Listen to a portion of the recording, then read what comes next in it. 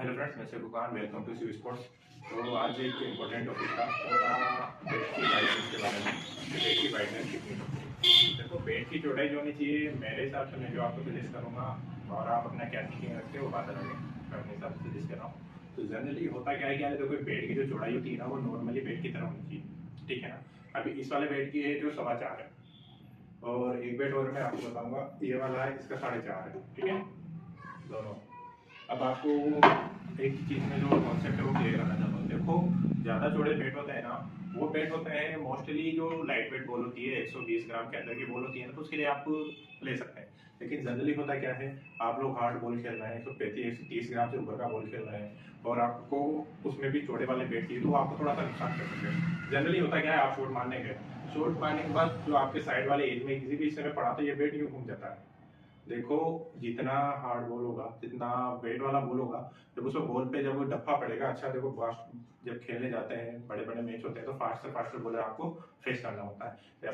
अभी बहुत सी जगह ऐसा हुआ है कि 145 ग्राम के आसपास का बॉल है और सीमेंटेड विकेट आपको मिला है, तो आप उसको देखिए, उसका स्पीड नॉर्मली जब कोई पेसर फेंकता है, बहुत हार्ड बॉल फेंकता है, तो बहुत ज़्यादा स्पीड से आती है। उस टाइम होता क्या है, आप बहुत बढ़िया शॉट पिक करने जाते हो, लेकिन होता क्या है कि किसी भी साइड में पड़ता है, इस साइड में पड़ते ही ये बैट घूम जाता है।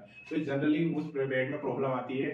जो बैट एक तो होता है फ्लैट अपर बैट, मेरे पास जितने भी बैट है सब सेमी अपर में है, तो जो फ्लैट बैट होता है उसमें ये वाली प्रॉब्लम आती है। तो फ्लैट बैट के लिए मैं स्पेशली बता दूं, फ्लैट बैट आप उस जगह यूज कीजिए जब आप प्रॉपर ही आपका हैंड पकड़ बहुत, मतलब पकड़ बहुत अच्छा है, और आप जनरली 120 ग्राम 125 ग्राम तक भी मान लें, वहां तक का बॉल खेलते तो सफिशियंट है। लेकिन मैं बात कर रहा हूँ 135 ग्राम से ऊपर के बॉल की, जहां पर बॉल आता बहुत स्पीड से है, बैट के किसी भी हिस्से से टकराता है, तो बहुत से होते क्या है, एक जनरल शॉट मारने के लिए बैट को पकड़ लेते हैं, लेकिन जब वो क्या होता है, जब प्लेस करने जाते हैं शॉट को, तो बैट हल्का सा यूं हो जाता है, थोड़ा सा घूमते ही क्या होता है, वहीं एज लगता है, उधर के जाता है। ये बहुत सारे जितने भी हमारे प्लेयर भाई उनके साथ होता है। तो उनके लिए सबसे अच्छा जो मैं सजेस्ट करूंगा कि आपको ऐसा बैट लेना चाहिए जो एक नॉर्मल बैट हो। लेदर बैट में ये वाला ही जो चौड़ाई है नहीं चलता है, बल्कि इससे भी थोड़ा कम होता है, शायद 4.5 के आसपास कुछ होता है। तो 4 इंच की बात कर रहा हूँ मैं, और ये है हमारा 4.25 इंच का।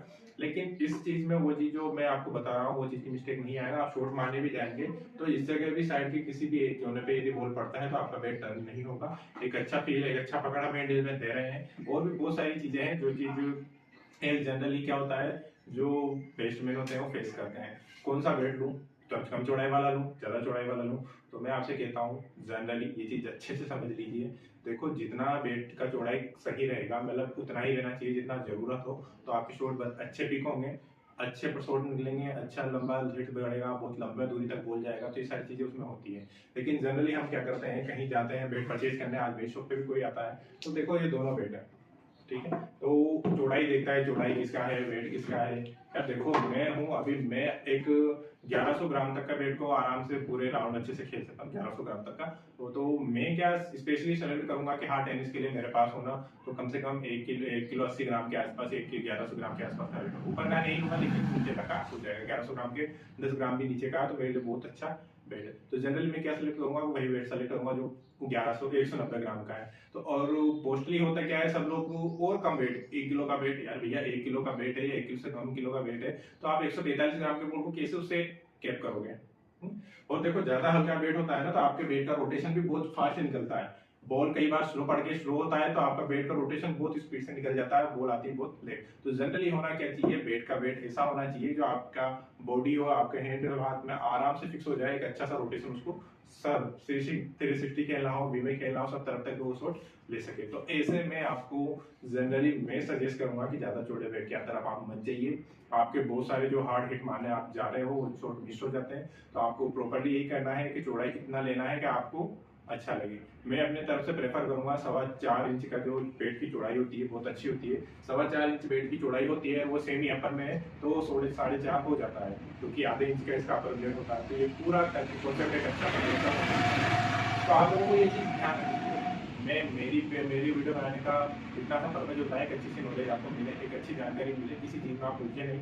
वेट जहाँ से भी जैसा भी सेलेक्ट करें, तो आपको ये चीज़ भी देखना है कि आपको जो शॉट खेलते हो या कैसे खेलते हो, तो उसके हिसाब से आपका वेट होना चाहिए। देखो, स्पेशली हार्ड हिटर के लिए जो मैं मैं सजेस्ट करता हूँ वो सेमी अपर ब्लेड ही होता है, और नॉर्मल के लिए भी मैं सेमी अपर ही देता हूँ। तो ये चीज़ मेरा कॉन्सेप्ट होता है। मेरे पास जितने भी वेट अवेलेबल है सभी सेमी अपर ब्लेड में, तो फ्लैट में मैं नहीं रखता हूँ देखो, और अपर ब्लेड में भी मैं नहीं रखता हूँ। मेरे पास जितना भी मिलेगा आपको सेमी अपर मिलेगा। तो ये सारी चीज़ें आप ध्यान रखो। और मेरे जो बेड बने होते हैं वो अकॉर्डिंग टू प्लेयर होते हैं, जैसा प्लेयर होता है उसको उस हिसाब से बेड मैं देता हूँ।